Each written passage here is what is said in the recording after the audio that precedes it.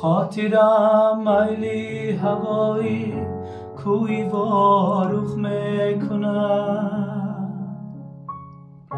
میلی چون گل دل فریبی روی واروخ میکنم.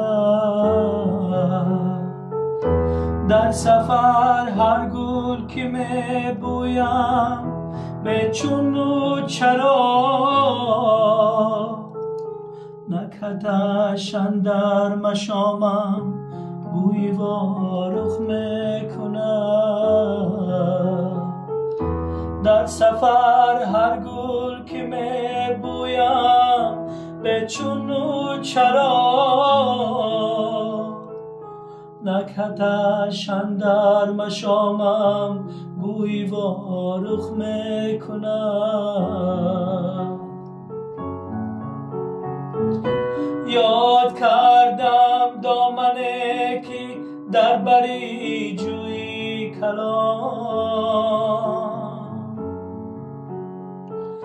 بوی برگی سبزیان هل بوی واروخ میکنم.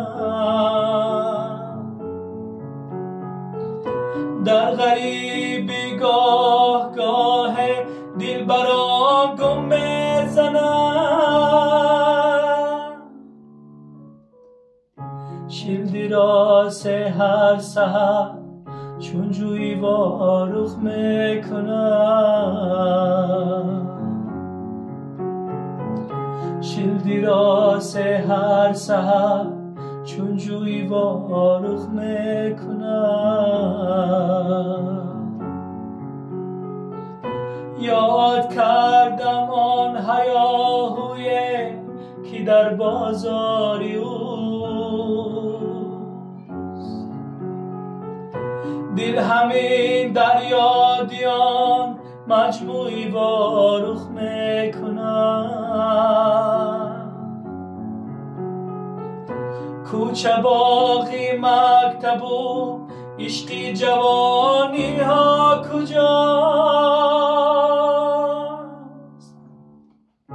کی دلم میلی پره شان موی واروخ میکنم.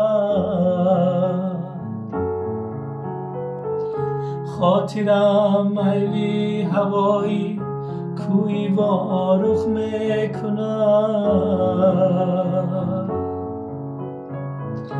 خاطرم میلی هوایی کوی واروخ